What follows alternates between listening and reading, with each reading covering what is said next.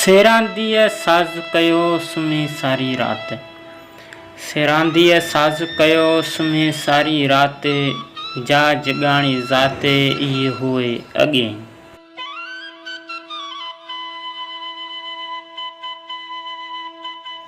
बिस्मिल्लाहिर्रहमानिर्रहीम। अस्सलामु अलैकुम। द हिस्ट्री ऑफ सिंध में मां आहियां तव्हांजो पंहिंजो तामिर हुसैन। अॼु जो असांजो मौज़ू तमामु ख़ासि थियण वारो आहे, छो त अॼु जो मौज़ू असांजो लाल शहबाज़ कलंदर जे ज़िंदगी बाबति कुझु अहिड़ी मालूमात आहे जेका शायदि तव्हां मां कुझु माण्हुनि खे ई ख़बर हूंदी। सो हिन वीडियो खे पूरो ॾिसो ऐं जेके पहिरीं चकर असांजे चैनल ते आया आहिनि या पहिरीं चकर असांजो हीउ वीडियो ॾिसी रहिया आहिनि त उन्हनि खे दिली गुज़ारिश आहे त महिरबानी करे असांजे हिन चैनल खे लाज़मी सब्सक्राइब करियो ऐं असांजी हौसला अफ़ज़ाई जे लाइ हिन वीडियो खे बि लाइक करियो त हलूं था पंहिंजी वीडियो जी तरफ़। दीने हक़ जे पैगाम रसाईंदड़नि में हज़रत कलंदर लाल शहबाज़ उर्फ़ सैयद मोहम्मद उस्मान वलद सैयद मोहम्मद इब्राहिम कबीरुद्दीन मरवंदीअ जो नालो सरे फ़हरिस्त आहे। संदसि जनम अफ़गानिस्तान में आज़रबाईजान जे ॻोठ मरवंद में 583 हिजरी मुताबिक़ सन 1178 ईस्वीअ में थियो ऐं ॿिए हिकु हंधि लिखियलु आहे आर्मेनिया परॻिणे जे हिकु ॻोठ मरंद यानी मरवंद में 538 हिजरी मुताबिक़ 1143 ईस्वीअ में ॼाओ हो।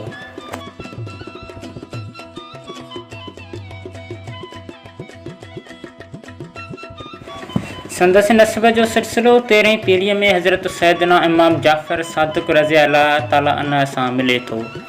संदसि वालिद बुज़ुर्गवार वॾो दरवेश ऐं मुत्तक़ी इंसान हो जेको अक्सर इलाही इबादत में गुज़ारींदो हो।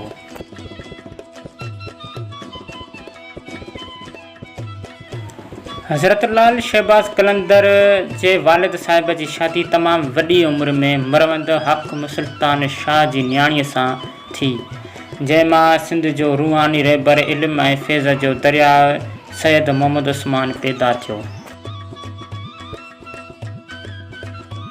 संदसि विलादत बासादत ते पूरे मरवंद में 40 ॾींहंनि ताईं ख़ुशियूं मल्हायूं वयूं। हज़रत लाल शहबाज़ कलंदर निहायत ई परहेज़गारीअ वारी ज़िंदगी गुज़ारियईं। सॼी उमिरि कुंवारो रहियो यानी उमिरि भर शादी न कयाईं, तंहिं करे पोयां को बि औलाद कोन छॾियाईं। हज़रत लाल शहबाज़ कलंदर जो शुजरो कुझु हिन रीत आहे त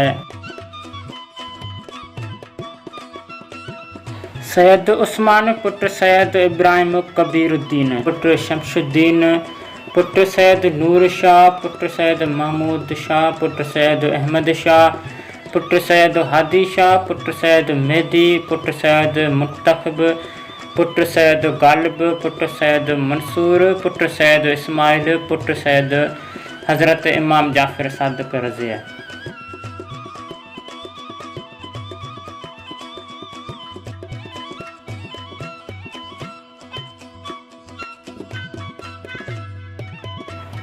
हज़रत शहबाज़ कलंदर ते नालो कीअं पियो?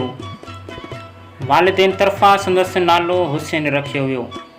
बाक़ी लाल बादशाह शहबाज़ साईं कलंदर किबरिया शमसुद्दीन मखदूम मरवंदी सैफ़ुल लिसान ऐं मेहदी वग़ैरह संदसि लक़ब हुआ। पाण नंढपिण खां ई ॼमंदे ॼाम हुआ।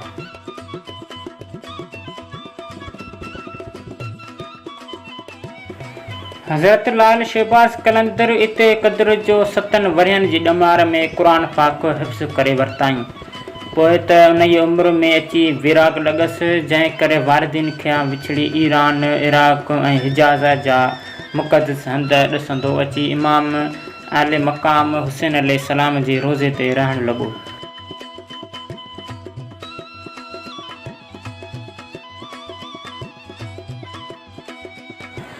कुझु ॾींहंनि खां पोइ वापसि नानीअ वटि पहुतो, जंहिं खेसि ज़माने जी ज़ाहिरी तइलीम सां ॾिस कुझु उस्तादनि जे हवाले कयो। जितां फ़ारसी ऐं अरबीअ में घणा ई किताब पढ़ी पूरा कयाईं।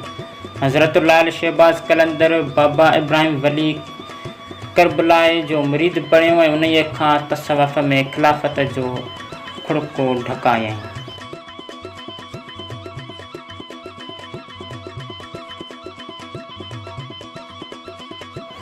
मुर्शिद जी इजाज़त सां हरमैन शरीफ़ नजफ़ अशरफ में हज़रत अली मुर्तज़ा रज़ी अल्लाह ताला अन्हा ऐं करबला मौला में इमाम हुसैन रज़ी अल्लाह ताला अन्हा जे ज़ियारतनि खां पोइ मशरक़ थींदे इराक़ शहर बगदाद में बादशाह पीरान पीर दस्तगीर अब्दुल क़ादिर जीलानी रहमतुल्लाह अलैह जी ज़ियारत लाइ पहुतो, जितां खेसि कलंदर जो ख़िताब मिलंदे सिंध जे सेवण लाइ अमर थियो।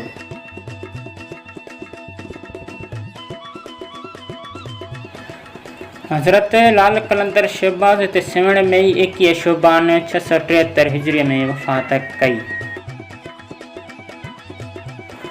दरगाह जे ॾखण तरफ़ हिकु शाही सोनो दरवाज़ो बि लॻियलु आहे। हीउ दरवाज़ो 2 ताको आहे। हिकिड़े ताक़ ते कलंदर शहबाज़ जो नालो सैयद उस्मान बिन सैयद कबीरुद्दीन इब्राहिम ऐं ॿिए ताक़ ते संदसि वफ़ात वारो साल 673 हिजरी उकयलु आहे। इंशाअल्लाह उम्मीद आहे त तव्हांखे वीडियो ज़रूरु पसंदि आयो हूंदो। हूअं त मौज़ू तमामु वॾो थी रहियो हो, पर असां मिली शॉर्टकट में कुझु अहम ऐं ख़ासि ॻाल्हियूं कढी तव्हां ते पहुचायूं। जेकर चवंदव त इंशाअल्लाह हिन वीडियो जो पार्ट 2 बि ठाहींदासीं। तव्हांखे पार्ट 2 खपे त असांखे कमेंट में लाज़मी ॿुधायो। तव्हांखे मेले जे बारे में ऐं दरगाह जे बारे में मुकमल ॼाण ॿुधाईंदासीं।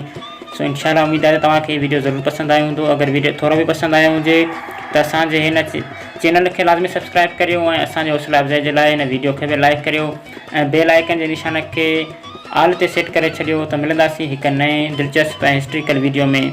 तेसीं ताईं असांखे ॾींदा इजाज़त। अल्लाह हाफ़िज़।